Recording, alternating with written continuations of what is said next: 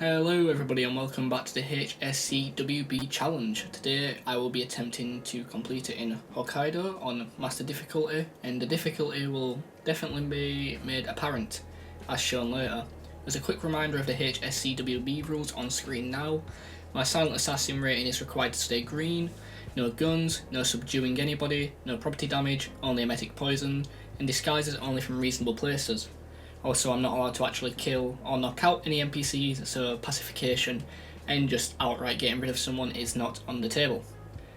Hokkaido is known for its expert level difficulty, especially at low mastery, which we are definitely doing this on. So yeah, I hope you look forward to seeing how I pulled this off.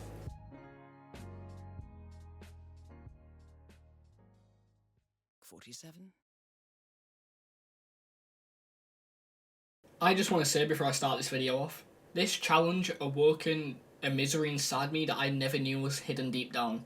This challenge, honest to God, nearly broke me, and in fact did twice, because of how impossible it seemed at the time. So to put that into perspective, here's a little fail compilation before we get onto the golden run.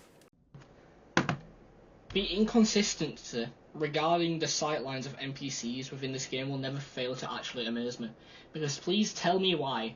On half of my runs, this guy right in front of me with a fucking ugly mask, ugly haircut and fucking chopped ass outfit has been blind as a fucking bat, to the point where even I'm questioning, oh, is my game glitched? Is this run even eligible? And then on times like this where I'm doing well and I don't want to fucking hang myself by the foreskin of my penis, he fucking eagle-eyes me from halfway across the map. Well, not even halfway across the map, but you get what I mean. I fucking hate the inconsistency when it comes to sightlines. So you know what I'm going to do? I'm going to take out scissors, which are illegal, walk up to... Oh, so there's you as well.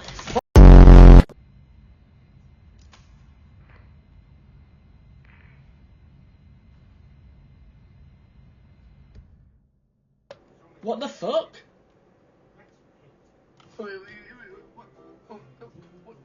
What? That makes no sense. That makes no sense. What the fuck just happened? What the... Okay. So you mean to tell me he commits fucking suicide? Oh, yes. Whoa. Hey, you heard that? Check it out. Okay, I got it. Just get out of here, alright? Why did you stop? Why did you stop? You was outside the range.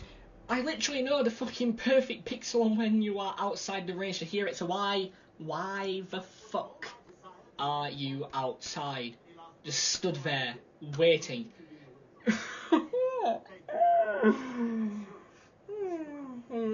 I hate this. I actually hate this. It's getting to the point where I'm not only losing the will to live. Hello, Mr. Reaper. So yeah, it's arguably safe to say I really hated doing this. So yeah, actually getting into the golden run now, I start off by holding this very elegant camera angle.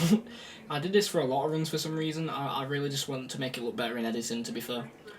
I first off grab some scissors, which will serve as our distraction item, as we are doing this on a low mastery, meaning we cannot really smuggle that many items in. But I did get to the point during that many amount of attempts that I did get a smuggle point. So for reference, here was my actual planning sheet. And now let's actually talk a bit about Hokkaido and what made it such a pain in the ass to do. Now what you see on your screen is an interactive map of Sapienza, Italy, alongside its legend, which is a navigation for certain icons. You'll notice that Sapienza has a disguise feature showing you available disguises to pick up. Now here is Hokkaido. There is not a single disguise that I can pick up on this map, meaning that this challenge isn't only Silent Assassin, but it's unintentionally Silent Assassin suit only, which to me is more terrifying than the concept of commitment. Now you may be asking me, what did he do to compensate, since the original challenge only requires Silent Assassin? Did you bend the rules? Did you allow yourself to destroy one camera maybe? No, I did absolutely fucking nothing. I put my head down and found a way to do it. That's why this video exists. Mom didn't raise a quitter, and quitting ain't what I do. Now time to provide some top tier commentary on my run. So this guard right here has a very rudimentary route, so to say. So his first destination is there, followed by a second destination right outside of the spa. Well, not the spa, the sauna. You know what I mean. You'll notice in between his spots he takes like a 2-second break, meaning that he's constantly traversing, which does actually tie in later. His third spot is in the control room for the sauna itself, which is actually very useful for us. This guy does not spawn on any difficulty lower than Master, which is for once an advantage. And then his final spot is just where I was stood then. You'll see now as I go inside just to watch him and watch those dudes in the sauna, because who wouldn't want to do that? It's a vacation. But no, he finally returns to his original spot that we first saw him in. And as I'm turning up the temperature, my pure goal now is just to wait for Yuki to arrive, to seize the opportunity, as they say.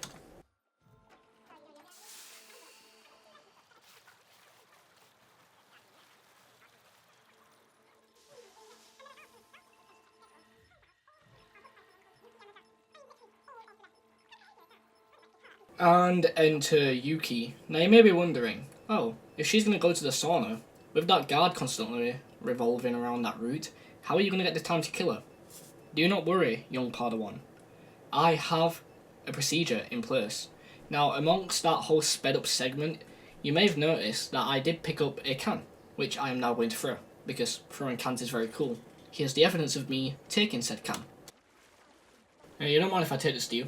Now, with Yuki all alone and defenseless since her guard has left the room, and for some reason this maniac decides she wants to go in a 200-degree sauna with clothes fully on, I respect it, but I don't understand it.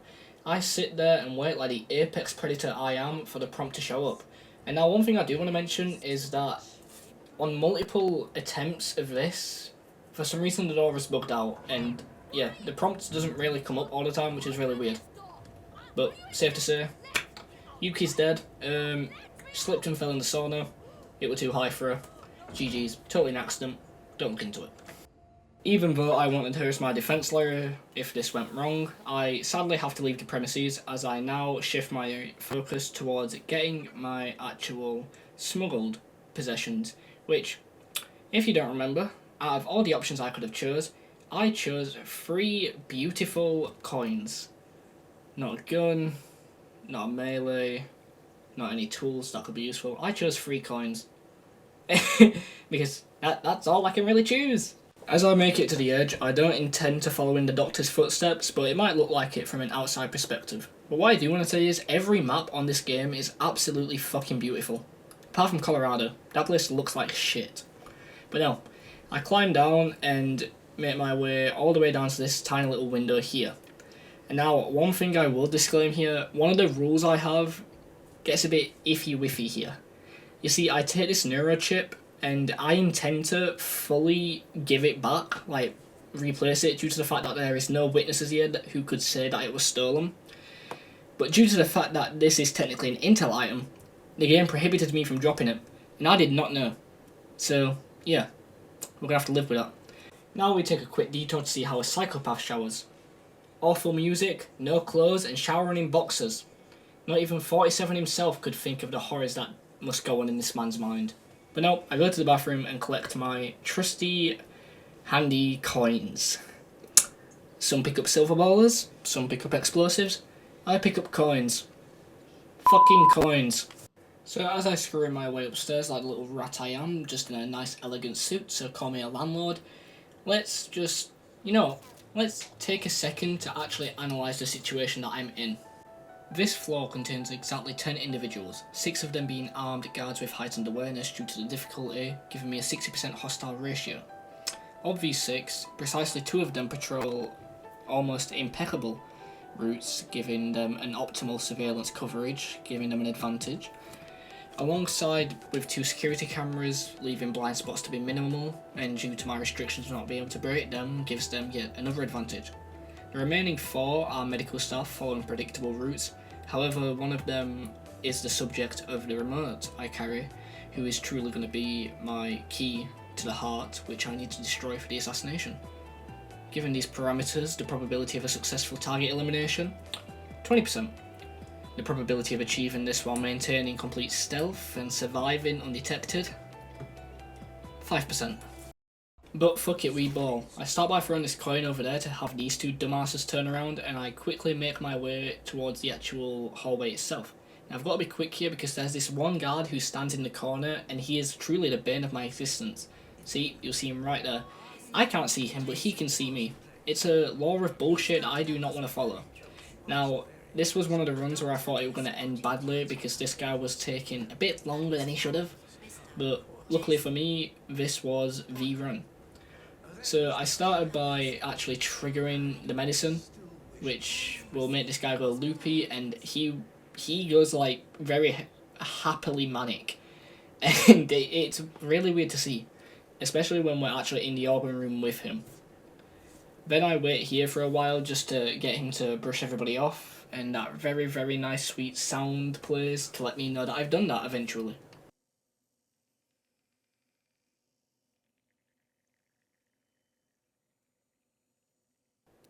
Best sound I could ever hear.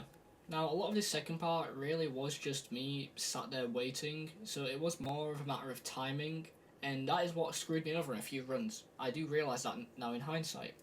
But yeah, waiting isn't really my strong suit, so I do end up standing here waiting. Like, look at that, a whole room full of guards.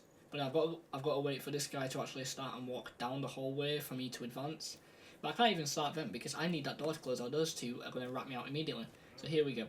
Nearly get spotted by that guy, but it's no big deal really at this point because he's now going to be distracted by the guy that's in front of him. So I have to sit there and wait for this guy to pass, because he shall pass, after all. He'll just take a very long time to. But then you think, oh, now you can go to the heart room and, you know, get rid of the heart. Boy, are you wrong. No, I now have to wait for a very specific angle. And to get that angle, I had to be right then and there. Now, learning from my trial and error, which was nearly the prior 50 runs that I did before this, I actually had to moderate this guy's hormone level, well not hormone levels, serotonin levels, due to the fact that if I let him go too far and can't fix him, he will find a way to end himself. So you'll watch, as I go in here, I almost panic a bit, so I have to do a quick turnaround and quickly make him happy. Now, he's momentarily stunned while he's happy, so I use that opportunity to actually open up the heart chamber. And now what you see is a very, very boring game of cat and mouse, whilst I wait for the perfect opportunity to grab the heart and throw it into a wall where it eventually lands in a bin.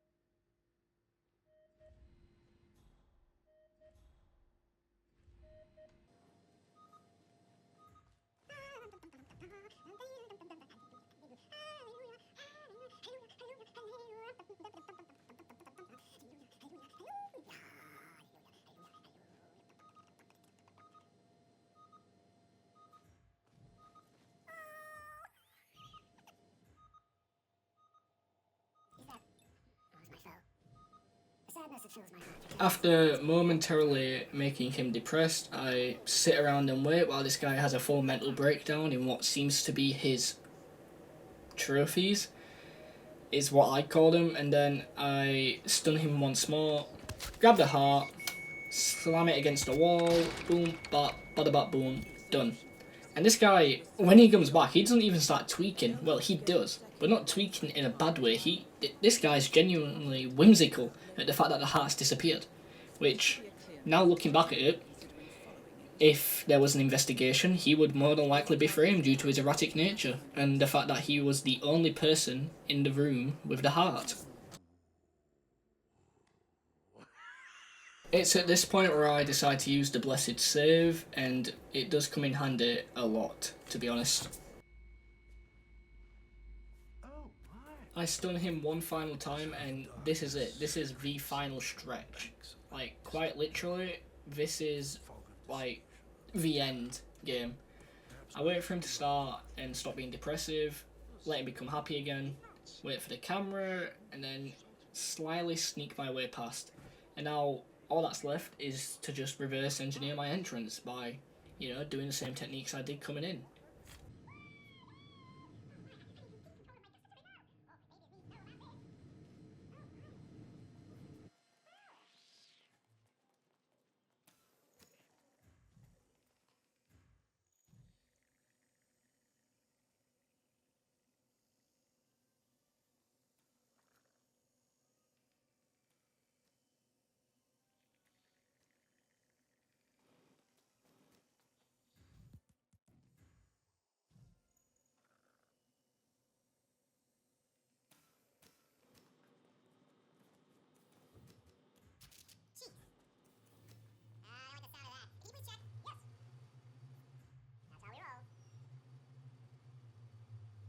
So it is true that the guy's had a mood-altering neurochip implanted in his brain. So how does it work?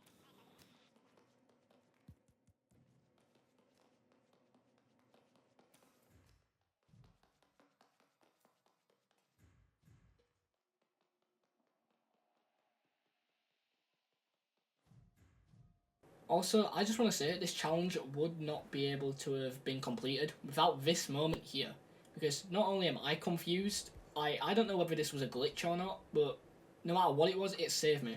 Because I want you to pay close attention to the guard's detection meter, like the little arrow that points towards me. It nearly goes. For a second, I could have sworn it went fully up. And this shocked me.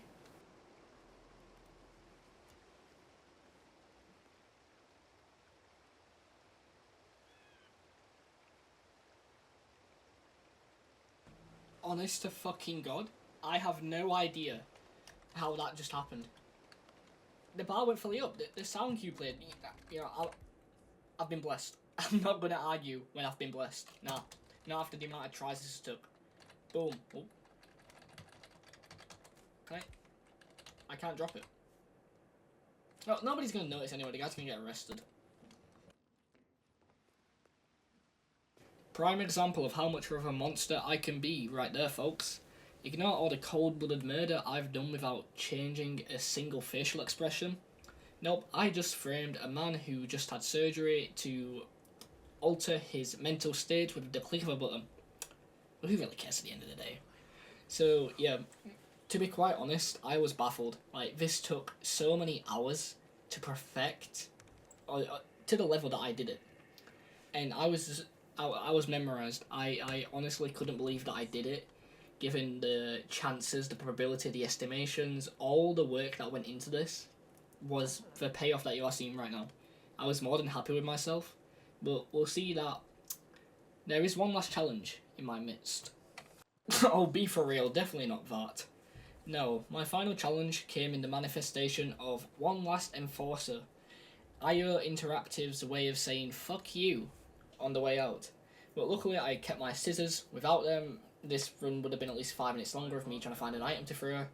So I used timing to try and determine what's the best way to get him to look away. And as I realised, he's more staring towards the guy than me, so I test waters a tiny bit, and it successfully shows that I can go outside to some extent. So I decided to swallow my pride, take a few steps out. You can see I'm really edging it here because I was scared, to be fair. And then as I realised I can actually get over there, all I had to do was really throw the scissors in a corner, and the hitbox on the cart didn't really want to allow it at first, but who said it's got a choice? You do not have a choice when it comes to me. I sit there and patiently wait, and, you know, he takes the bait. What a good boy. But no, that has been HSCWB Episode 2. I have successfully beaten Hokkaido. I actually did it. Assassin. There's so no way. lonely. I really hope they get easier from here on out.